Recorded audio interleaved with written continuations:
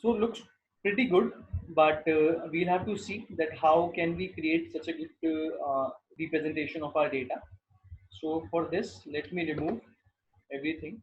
Now we'll take, first of all, we'll place category over here, okay, and then I'll place subcategory over here. Till now it is simple. Now when I place profit over here, this is the profit, okay, in the last 4 years across the categories. For each of the categories I can see the, for the subcategories in each of the category I can see the profit generated by them in terms of uh, figures, like in terms of money. Now if I would like to convert it into the percentage, first of all I go to analysis, and under analysis I say totals and show me the column wise grand totals. So it is showing me the total of the profit generated in the last 4 years across the categories in sum total. Now I would like to see these values in terms of percentage. So what I'll do, I'll go into sum of profit, I'll click on the drop down, I'll go to the quick table calculation and say show it to me as percentage of total. So it's showing me as percentage of total over here. But along with this, like I am getting the percentage of profit contributed by each of the subcategory in the total profit,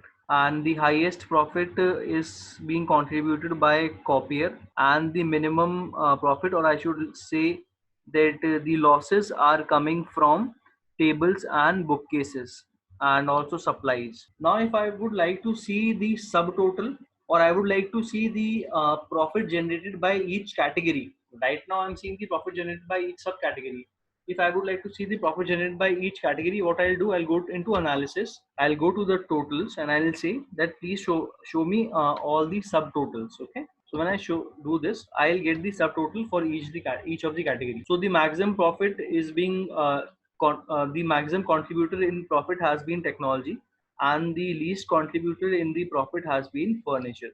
Now, had I been a strategic management consultant in this superstore company, I would have straight away told to the management that we should discontinue selling the products under furniture, because they are not contributing much to the entire profit of the firm. Or even if they wish to continue the furniture business, we would say them that they should discontinue selling the products, tables and bookcases, because they are generating negative profits for them, means they are actually generating losses for them. So this way, using table calculations, we can have a very deep dive look into the profits generated by each of the category and subcategory in terms of percentage of the total profit. So basically, when you just see the total profits in terms of figures, in terms of money, it won't give you that much of a understanding if you are a strategic consultant. If it's shown it to you in terms of percentage of the entire profit, then it makes it very easy for a strategic consultant to understand that what kind of products are giving a good profit, what kind of products are giving losses, so which can be discontinued, the sale of which subcategory product can be discontinued. So when we show it in terms of percentage, it gives a quick decision making power to the person who's looking into the data. Now next we'll see how to create running subtotal, running totals. So running total basically means the cumulative effect. Right now I have plotted the relationship between the months and the profit generated in each month. So over here I am getting the profit generated across the 4 years in each month. So what have been the profit generated across the categories? Okay, and over here I am getting the cumulative profit. That is, when you add this and this, you get this value. When you add these three, you get this value. When you add these four, you get this value. So this basically is an instance total. So cumulative total is what this column is showing me, also known as running total. So when I add up all these 9 values, you will get this value. So this is what running total means. This is basically a subtotal of the values in the left table, the profit table.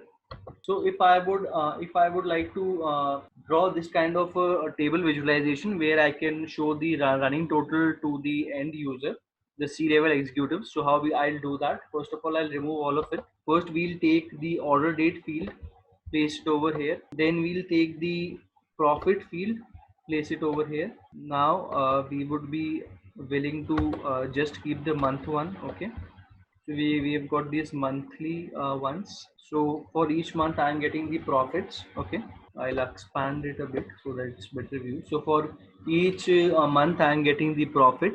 Now if I would like to see it in terms of cumulative as well, so first of all what I'll do, first of all I'll add over here in the analysis, I'll go in the totals and I'll say that show me the column grand total. So it's showing me the total grand total over here. Now I'm placing the profit over here again. This profit, I'll say that this should be my quick table calculation. Just a second, I'll convert it over here. I'll place the profit over here. You see that the visualization has changed a bit. Straight away over here, go into the drop down, go quick table calculation, show running total. So you see running totals over here. I convert it into a text table, swap the accesses. Now I can see that we have plotted month wise profits and running sum of profits. Okay, I think I have missed something. Just give me a second. So over here we are showing months, we are showing profit. We had to show the running sum of profit. So for that we will go over here in this. I'll clear everything which I have done. Okay, let me again add it. Maybe I would have done some mistake. Just give me a second. I have placed this sum profit over here. Went over here, quick table calculation. I have to show running total. Okay, this is the one which is showing running total. Now what we'll do is we'll place this over here. This is showing my running profit. Last time mistakenly I had placed it over here before and then I had converted it. So first of all we'll have to place it over here, convert it into running total, and then I should place it on the axis over here so that the major names and major values automatically come over. So in this way I can plot my profit values along with the cumulative profit. So this was also an implementation of table calculations. Another, since we have understood the basic table calculations, let's go and see how these table calculations can help us create a very beautiful visualization over here. You can see over here. Over here, I am plotting the relationship between the years and the sales across years. And this type of a visualization is quite appealing. It's quite attractive. If you add such visualizations in your dashboard, then the end user's eyes catch these visualizations very nicely. So for that, like now how I have created is I have created it using table calculations. I'll tell you how. So let me remove it first. First of all, I'm taking the order date over here. Since I had created an area map and line chart both have one thing common, that for them one field should be a date field. So I have placed date field over here. Now I would like to see the sales for the last 4 years. I can see these sales. Now category wise I have to see them. So I'll place the category field on the colors.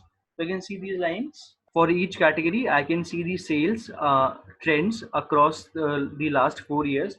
Now over here in sales, we'll go into the quick table calculation and we'll see that we'll do it a running total over here. So now these are cumulative values. To the office supplies, we have added the furniture sales, and then to it we have added the technology sales. So it's looking like this.